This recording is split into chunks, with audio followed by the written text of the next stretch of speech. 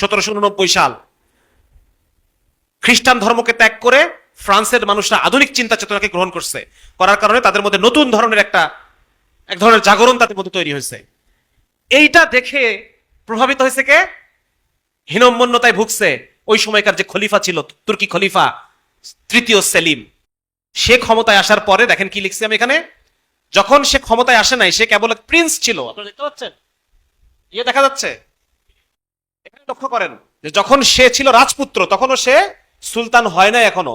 তখন থেকে সে চিন্তা করতেছে যে আমাদেরকে ইউরোপিয়ান কালচার আমাদের উসমানী খেলাফতের মধ্যে আনতে হবে, নাহলে পরে আমরা ইউরোপের সাথে যুদ্ধে পারবো না। দেখেন হীনম্মন্যতা কিভাবে ঢুকছে তার মধ্যে।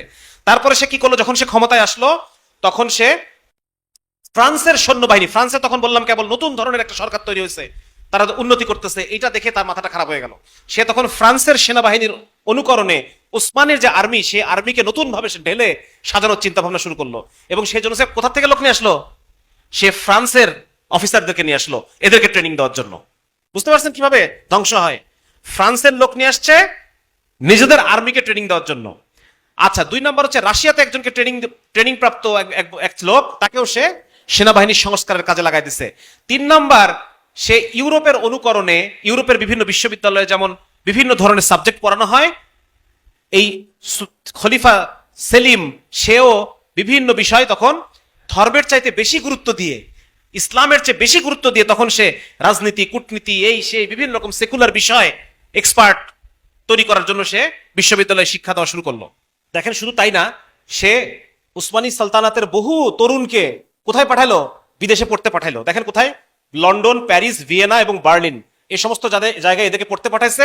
এবং এই ছেলেগুলা গিয়ে কি করলো, ওখানে ব্রেন ওয়াশ হয়ে ওদের কৃষ্টি কালচার, ওদের ধর্মহীনতা, ওদের যে বেলেল্লাপনা কালচার, এগুলোতে প্রভাবিত হয়ে তারা আবার দেশে ফেরত এসে এইগুলো আবার তখন অন্যদেরকে, বাকিদেরকে শেখানো শুরু করে। সুলতান সেলিম শেষ, এবার ক্ষমতায় আসলো কে? 1808 সালে নতুন সুলতান, সুলতান মাহমুদ, দ্বিতীয় মাহমুদ, সেলিমের ভাই। সে তখন নতুন খলিফা হয়েছে। খলিফা হওয়ার পর সেলিম যা করছে রাগঢাক করে, একটু রেখে ঢেকে করছে। মাহমুদ আবার এটা মানে পশ্চিমাকরণ, পশ্চিমার সমস্ত মতদর্শ আইন একদম ঢালাও ভাবে উসমানী খেলাফতে এটাকে পেস্ট করা শুরু করলো। দেখেন কি কি করছে, দেখেন সে পশ্চিমাকরণ করছে। 2 নম্বর, সমস্ত যত মন্ত্রণালয়, যত ধরনের যা কিছু ছিল, একদিন পর্যন্ত শাইখুল ইসলাম নামে একটা পদ ছিল, এই শাইখুল ইসলামের পদের মতামত খলিফা মানতে একরকম বাধ্য ছিল, শাইখুল ইসলাম যে পদটা। এখন উনি এসে কি করলো, শাইখুল ইসলামটাকে ধর্ম মন্ত্রণালয় নামে একটা আলাদা মন্ত্রণালয় করলো, করে ওখানে শাইখুল ইসলামকে, তার মানে খলিফা কি হয়ে গেল, এখন ফ্রি হয়ে গেল। হ্যাঁ, এইরকম করে বিভিন্ন মন্ত্রণালয়গুলোকে সে, মন্ত্রণালয়, আর্মি, বিশ্ববিদ্যালয়, আমলাতন্ত্র, সমস্ত কিছুকে সে ইউরোপের মতো করে হুবহু কপি পেস্ট করে বানায় দিল। 3 নম্বর হচ্ছে সে কি করলো, এই দুজন ছিল মূল হোতা, মাহমুদ সাইদ পাশা এবং হুসরেভ পাশা, এই দুইজন। এবং সে আরেকটা কাজ করলো, সে মদের উপর থেকে যে বিধিনিষেধ ছিল খেলাফতের মধ্যে, এই বিধিনিষেধকে কমাই দিল। এমনকি সে নিজেও মাঝে মাঝে তার মন্ত্রীদের সাথে নিয়ে মদ পান করত বলে ইতিহাসে লেখা আছে। 4 নম্বর হচ্ছে, এতদিন পর্যন্ত উসমানী বাহিনীর যে ইউনিফর্ম ছিল এরকম বড় লম্বা, এরপর থেকে সে কি করলো, পশ্চিমে ফ্রান্সের সেনাবাহিনীর মতো করে সে শর্ট শার্ট, এখনকার যেরকম আমরা দেখি প্যান্ট, ওই রকম ইন করা প্যান্ট, শার্টের সাথে ইন করা প্যান্ট, ওই ড্রেস সে নিয়ে এসে দিল। এবং সেই সাথে মাহমুদ বিনা হিসাবে ইউরোপের সমস্ত আইন সবকিছু সে কোরআনের শরিয়া আইনের বদলে এই ফ্রান্সের আইনের আদলে বিভিন্ন আইনগুলা সে করতে লাগলো।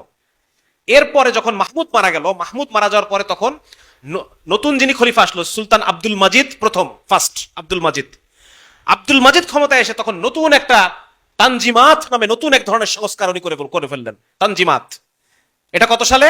1839 সালে। দেখেন, আমি আপনাদের বোঝানোর চেষ্টা করতেছি যে আমাদের মধ্যে কি হীনম্মন্যতা। আমরা ইসলাম ছাড়া অন্য জায়গায় সমাধান খুঁজতে গেছি বলে আজকে আমাদের এই জিল্লতি, এই অপমান। কি হলো দেখেন, মুস্তফা রশিদ পাশা নামে তখন একজন প্রধানমন্ত্রী ছিল ওই খলিফার। সে ছিল পশ্চিমা শিক্ষায় শিক্ষিত এবং মানসিকভাবে সে আগাগোড়া ইউরোপিয়ান। এবং সে মাহমুদের সময়ে প্যারিস এবং লন্ডনে সে কূটনীতির দায়িত্বে ছিল। ওখান থেকে সে ওই জীবনযাত্রা দেখে এসে ব্রেনটা ওয়াশ হয়ে আসে, সে এখানে আসার পরে সে এই তানজিমাত নামে জিনিসটা সে শুরু করলো। আরো কয়েকজন ছিল, মিদহাত পাশা, এই কয়টার নাম আপনাদেরকে আমি স্লাইডটা দিয়ে দিব, আপনারা এটা পুরোটা স্টাডি করবেন, পুরোটা পড়বেন, ঠিক আছে? আচ্ছা, সে পুরা ওসমানী খেলাফতের সবকিছুকে সে পরিবর্তন করে দিল। ইসলামী শরিয়া আইনকে পুরোপুরিভাবে বন্ধ করে দিল। আপনারা দেখবেন যে পরবর্তী 40 বছর ধরে তুরস্কে 1839 সাল থেকে শুরু করে 1876 সাল পর্যন্ত কত বছর হয়? প্রায় 36 বছর। এই 36 বছর উসমানী খেলাফত, একটা খেলাফত চলতেছে, কোরআনের আইন নাই। চিন্তা করছেন কি পরিমাণ হীনম্মন্য? খেলাফত চলতেছে কিন্তু কোরআনের আইন নাই, ফরাসি আইন। সর্বপ্রথম কি মিল্লাত প্রথা ছিল একটা। মিল্লাত মানে হচ্ছে মুসলমানরা হলো সবচাইতে টপ ক্লাস সিটিজেন, অমুসলমানরা সেকেন্ড ক্লাস, বুঝা গেছে? মিল্লাত এইটাকে তারা বাদ দিয়ে দিল, দিয়ে মুসলমান অমুসলমান সবাই সমান। খেলাফতে কি তাই হবে নাকি?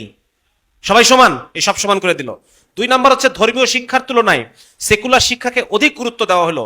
ফরাসি আইনকে, এই যে তারা একটা চুক্তি স্বাক্ষর করলো ফ্রান্সের সাথে, এখন থেকে ইউরোপিয়ান যত সিস্টেম, পাবলিক ল এবং সিস্টেম অফ ইউরোপ, এই পুরাটাই ওসমানী খিলাফতে এখন থেকে প্রচলন হবে। ঠিক যেরকম এখন বাংলাদেশ ইন্টারন্যাশনাল যে ক্রিমিনাল ল, এগুলোতে বাংলাদেশ সই করছে, কিন্তু যার কারণে আমরা কোরআনের আইন কিন্তু পাই না। ইন্টারন্যাশনাল যে আইন, ওই আইন বাংলাদেশ মানতে বাধ্য, কারণ ইন্টারন্যাশনালে সই করে আসছে। ওই একই রকম ভাবে ওসমানী খেলাফত ওই সময় ইন্টারন্যাশনালে সই করে আসলো যে আমরা এখন থেকে ইউরোপিয়ান সমস্ত আইন গ্রহণ করব। আর কি কি তারা করলো? মুরতাদের শাস্তিকে তারা বন্ধ করে দিল। তার ফলে কি হলো? নাস্তিকবাদ বাইরে গেল। 2 নম্বর হচ্ছে জিজিয়া কর। অমুসলমানরা একদিন পর্যন্ত খেলাফতে জিজিয়া কর দিত, এখন থেকে অমুসলমান আর কোনো জিজিয়া দিবে না। 3 নম্বর হচ্ছে অমুসলমানরা সেনাবাহিনীতে যোগদান করতে পারতো না। কারণ কি? কারণ তারা বিপক্ষ দলের হয়ে কাজ করতে পারে, নাকি শত্রুর হয়ে ক্ষতি করতে পারে। এখন থেকে অমুসলমানদেরকে সেনাবাহিনীতে গ্রহণ করা হবে এখন থেকে, এই 1839 সালের পর থেকে। 4 নম্বর কি? সমকামিতাকে বৈধতা দান করা হলো। নাউজুবিল্লাহ মিন যালিক। একটা খেলাফতে সমকামিতাকে বৈধতা দান করা হয়েছে সেই সময়। তাহলে আমাদের মুসলমানদের চিন্তা চেতনা এত পরিমাণ মানে কলুষিত হয়ে গেছে এবং এত পরিমাণ আমরা হীনম্মন্য হয়ে গেছি। মূল উদ্দেশ্য কি? মূল উদ্দেশ্য হচ্ছে ইউরোপ অনেক আগায় গেছে, আমরা যদি ইউরোপকে অনুকরণ না করি তাহলে আমরা পিছায় যাচ্ছি। বুঝতে পারছেন ব্যাপারটা? ঠিক এইখান থেকে তারা এই কাজগুলো করা শুরু করলো। এর ফলে দেখেন কি হয়েছে। এর ফলে এই যে 36 বছর ধরে এই শিক্ষা ব্যবস্থা, এই আইন, এই কালচার, এখান থেকে সৃষ্টি হলো কারা? এই যে কামাল আতাতুর্কের মতো মানুষরা, হ্যাঁ, যারা পরবর্তীতে তুর্কি খেলাফতকে কি করে দিল? পরিপূর্ণভাবে খেলাফতকে ধ্বংস করে দিল। কামাল আতাতুর্কের মতো সেকুলার নাস্তিক এবং আর এরকম শত শত হাজার হাজার মুরতাদ তৈরি হয়ে গেল। অফিসার, এমন সব অফিসার তৈরি হয়ে গেল যারা মুরতাদ, ইসলাম থেকে তারা খারিজ হয়ে গেছে। তৈরি হলো নতুন তুর্কি প্রজন্ম, যারা ধর্মনিরপেক্ষতাকে চর্চা করা শুরু করলো এবং তানজিমাতের মাধ্যমে উসমানীয়রা শরীয়তকে দূরে ঠেলে দিল এবং বিপরীতে ধর্মনিরপেক্ষতাকে আইনের ভিত্তি হিসেবে গ্রহণ করে নিল। অথচ দেখেন উসমানী সালতানাতের যিনি প্রতিষ্ঠাতা কাজী উসমান, ওনার কথা ছিল কি দেখেন, মনে রাখবে শরীয়ী অনুশাসন একটি শক্তিশালী রাষ্ট্র ও সমাজ গড়ে তুলতে পারে, যা অন্য কোনো ভাবে সম্ভব না। তাহলে ওরা কি হলো? এত বছর পরে এসে এখান থেকে সরে গেল। এই হচ্ছে শুরু হয়ে গেল মুসলমানদের পতন।